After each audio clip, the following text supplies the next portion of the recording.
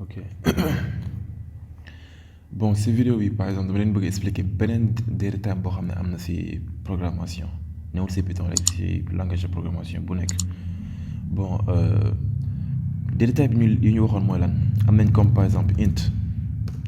am nañ aussi float am nañ aussi mooy str les strings donc waaw les strings waaw les chaînes de caractères am nañu aussi tamit les listes am nañu aussi tamit dictionnaire yëpp am nañ ko mais tamit am nañ beneen tamit bu ñuy tuddee boolean voilà c'est-à-dire information yi nii par exemple ñaari information rek la mën doon soit vrai wala faux comme par exemple su ma nee A égale fii nii su nekkee dama bëgg mu doon booléen par exemple damay def soit mu doon vrai true wala soit mu doon faux false fii dama fi def lii bi quoi waaw soit mu doon tamit false ñaari information yi rek la mën conserver par contre su nekkee entier mën a doon information yu gën a large que yi par exemple su nekkee entier la mën a doon 0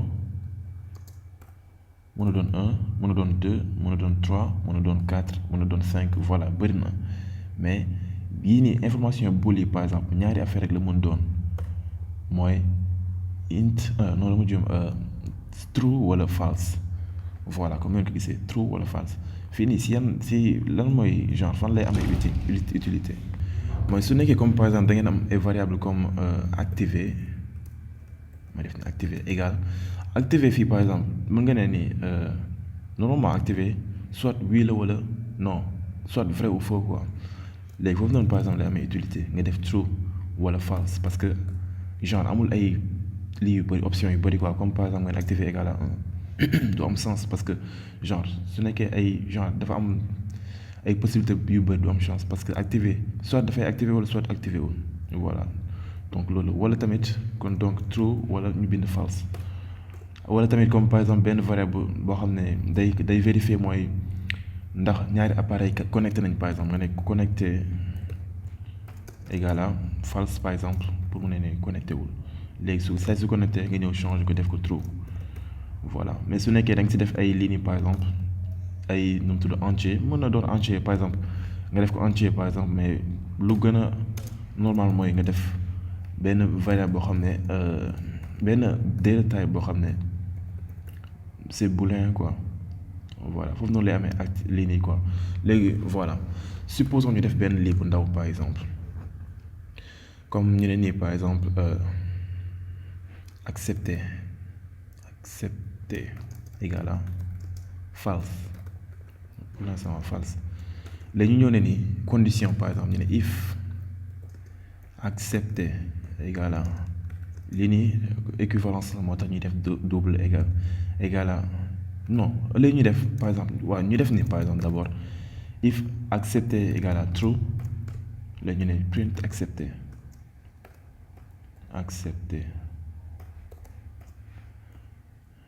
else ñu def mooy print non accepté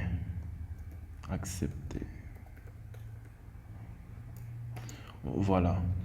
ça veut dire que variable bii nii par exemple pour l'instant accepté false la moo tax supposons sa biir programme nga genre def sa programme ba nga jox accepté false parce que peut-être par exemple mot de passe c'est newul mot de passe bu correct bi demee noonu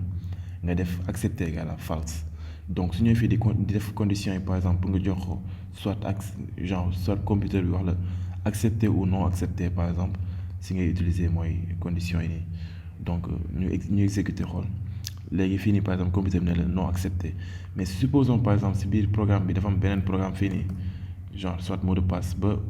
bi correct ba nga ne nii accepter égal à true léegi soo exécuté day ñëw ne la accepté voilà comme ni ma ko waxee bon mën nañ def ma xaw ko guddal tuuti nii mais avant ça par exemple if accepté fii par exemple mën nañ bañ a def if accepté égal à true parce que mën nañ ne ni if accepté rek parce que fii nii par exemple lii waxoon naa les conditions par exemple il faut que mu doon dëgg il faut que mu doon true moo tax gis nga bu non dafa war a doon comme ni ma la ko expliqué woon condition bi fii nii par exemple dafa war a doon vrai léegi su nekkee accepté égal à vrai day mel ne if vrai rek ñuy wax if vrai te bii mooy exécuté day mel ñu ñoo wax directement if vrai true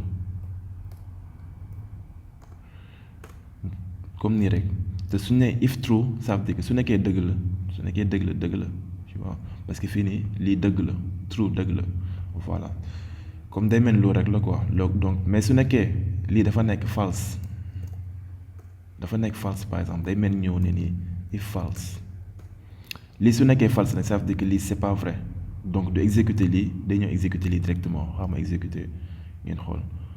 amul sax relation ak mooy accepté bi ngeen di gis nii par exemple dañu ne ni if false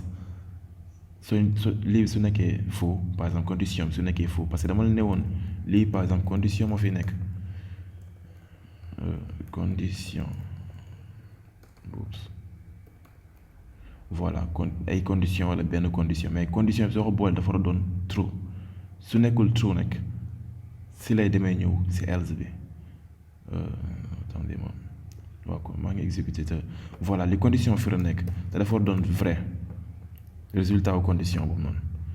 léegi soo defee vrai day bind accepté su nekkee fii par exemple faux la day bind les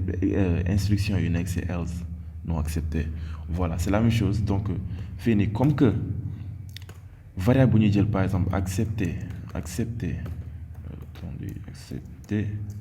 lii par exemple déjà booléen la ñu def par exemple true égal true déjà comme que booléen la par exemple mën nañ ne accepté rek parce que soo defee accepté égal à true fii nii day mel nga ne if true égal à true te lii vrai la tu vois donc voilà donc moo tax ñu utiliser juste accepté parce que voilà if accepté les filles ñu ne accepté parce que accepté true la mais accepté su changé doon faux mooy false wala lu may doon day jox beneen day woo beneen lii bi quoi donc voilà les filles par exemple supposons ñu xaw a guddal programme bi tuuti comme ça ngeen habitué ak programme yi gudd supposons ma ne ni mot de passe égal à input laaj ci fonction input bi lii bu leen fàtte ni par défaut str lay nekk entrez votre mot de passe voilà su laajee mot de passe léegi nga doog def benn condition pour xool ndax mot de passe yi voilà mën nañ def mën na ñëw ne nii vrai mot de passe ñu tuddee ko nii égal à Baba Science wala ñu def 1 2 3 rek 2 3 4 voilà vrai mot de passe dama ko abrégé fii quoi pour juste variable bañ a gudd mais mënoon naa def ni mot de passe comme ça wala mu ñëw def ni vrai mot de passe comme ça mais maa ko def noonu maa def affaire yu bañ a gudd quoi vrai mot de passe mais ngeen def affaire moo gën quoi ngeen bind ko clairement pour que saa soo leen ko lire rek di ngeen comprendre voilà ñu def fi condition ñu ne if mot de passe fii par exemple mën nañu ne if mot de passe rek jeex na parce que fii mot de passe lu muy retourner lu mu lay jox fii par exemple str la newul booléen quoi fii su nekkoon da ngeen bëggoon mu doon booléen da ngeen def mooy bool da ngeen def mooy liiwu bool bi quoi fonction bool bi pour nga xam ne mu jël soit true wala false mais mot de passe mënul nekk true wala false il faut nga def soit des numéros wala soit des lettres donc voilà donc fii nii par exemple du doon lii du retourner benn lii booléen moo tax il faut nga def comme par exemple il faut nga def benn comparaison parce que comparaison su nekkee dëgg si lay retourner booléen voilà su nekkee égal à vrai mot de passe bi bu ñu tapé su nekkee c'est égal à vrai mot de passe bii nii mooy lu nga tapé parce que input la bii nii nag vrai mot de passe bii nii ñun ñoo ko jox ñu ne lii mooy vrai bi voilà su nekkee loolu la dañuy def ñuy def print par exemple mën nañ ne print nee ni mot de passe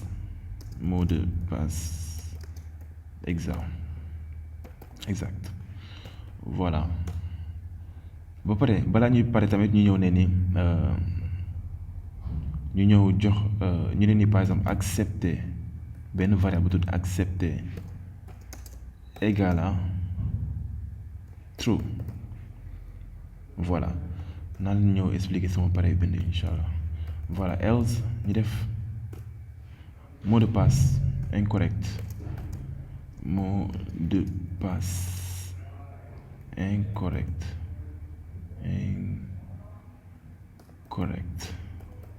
voilà ba pare ñu ne ni accepter égal à false li xaw na gudd tuuti mais xam nga jël lii nii par exemple déplacer ko si kaw fii nii comme ça résultat bi ngeen gis fii nii programme bi ngeen gis ko fii voilà lii mooy programme bi lu ñu wax fii mooy lan dalay laajte mot de passe soo ko bindee mu ñëw comparer ko vrai mot de passe bi mot de passe lu mu war a doon su nekkee soo comparer ñaar yëpp doon égal genre ñoom ñaar yëpp lii nii méngoo dalay bindal mot de passe exact wala correct ba pare si variable accepté mu def fi true parce que dafay dem defaat beneen condition si accepté bi moo tax voilà léegi tam mu ne la wala su nekkee mot de passe bu nga bind newul mot de passe vrai mot de passe bi dala ne mot de passe incorrect ba pare accepté mu def ko false nga xam ne su ñëwee fii par exemple deuxième condition yi mu war def bii nii première lii la quoi première condition bi bii mooy deuxième condition bi donc ñu def nii par exemple lii juste ay lii la quoi ay commentaire la lii computer bi da koy ignorer du ko exécuter comme nu muy exécuter yeneen ligne de code yi donc deuxième condition fii ñu def fii première condition parce que ñaari condition la fii quoi première condition voilà léegi voilà suñu exécuter par exemple pour xool dafay njëkk jaar ci première condition bi mais balaa muy jaar ci première condition bi comme ni nga ko gisee dafay laajte mot de passe ba pare léegi xam nga def 1 2 5 4 attends 1 2 5 4 voilà mu ne ni mot de passe incorrect parce que bu ñëwee fii par exemple dafa ñëw xool mot de passe bu nga ko jox 1 2 5 4 la mu comparé ko vrai mot de passe muy 1 2 3 4 moo gis ni c'est pas vrai genre day retourner benn quelque chose de false après léegi si lenn ni kon du ma exécuter ligne de code yi nii dafay dem si else directement exécuter ligne de code yi léegi mu exécuter ligne de code yi mooy lan mot de passe incorrect comme ni nga gisee mot de passe incorrect ba pare ñëw stocker false si variable accepté léegi donc false accepté false la léegi mu ñëw si deuxième condition bi nee ni if false donc fii non if accepté ça veut dire que accepte fii nii condition bi c'est false comme ni nga gisee fii nii par exemple donc du ñëw tamit du exécuter ligne de code yu nekk si if mais day dem si else directement exécuter ligne de code boobu noonu par exemple bu fa nekk mu def non accepté comme ni nga ko gisee fii nii par exemple non accepté mooy ñaari résultats yi ngeen di gis fii nii par exemple nu mu fa demee mais suñu defee exécuter par exemple mu doon mot de passe bu baax bi mu doon mot de passe bu baax bi 1 2 3 4 mot de passe correct ba pare accepté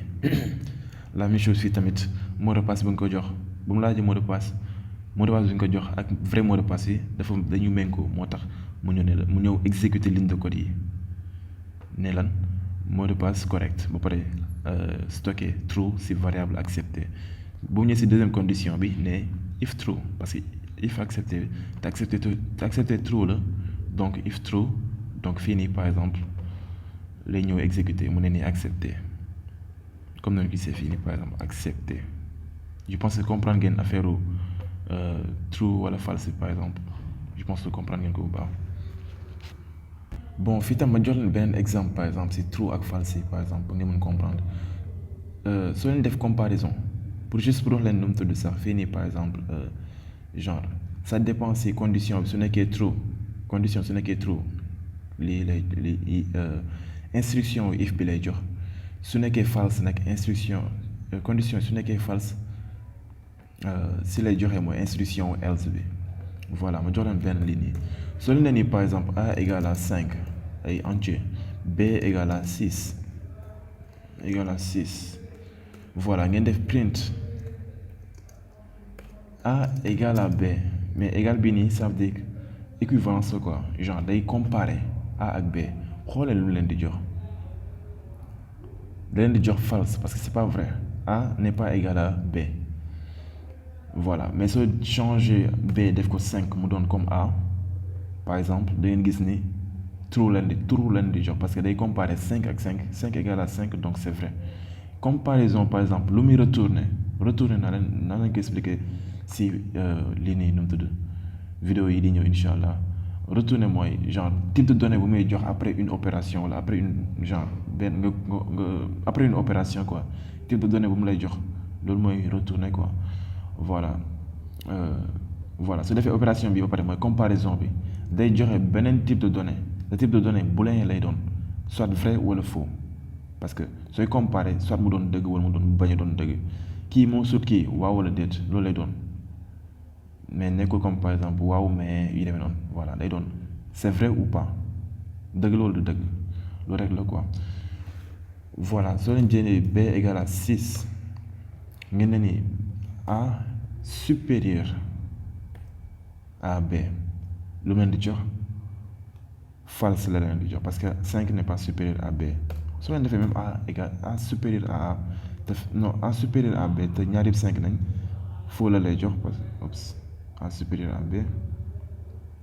false la lay jox comme ni ngeen gis nii parce que a 5 n'est pas supérieur à 5 donc suñu nee ni a supérieur ou égal à b alors là da leen di jox true parce que c'est vrai la même chose tamit suñu defee mooy suñu defee inférieur et tout ça true la lay jox mais suñu dindee lii bi par exemple supposons par exemple b ñu def ko 1 a est inférieur à b non donc false la lay jox a est inférieur à b léegi oui parce que a moo gën a tuuti b léegi voilà je pense que comprendre ngeen tamit fii nii suñ defee comparaison résultat bu mu leen di jox benn valeur boo xam ne c'est booléen mooy lan maanaam da doon soit true wala false moo tax su ñëwee def par exemple condition par exemple def if condition ñuy jox dafa war a retourner en booléen moo tax def instruction instance mais genre ñu def ko directement ñu ne a supérieur à b par exemple if a est supérieur à b print a est supérieur à b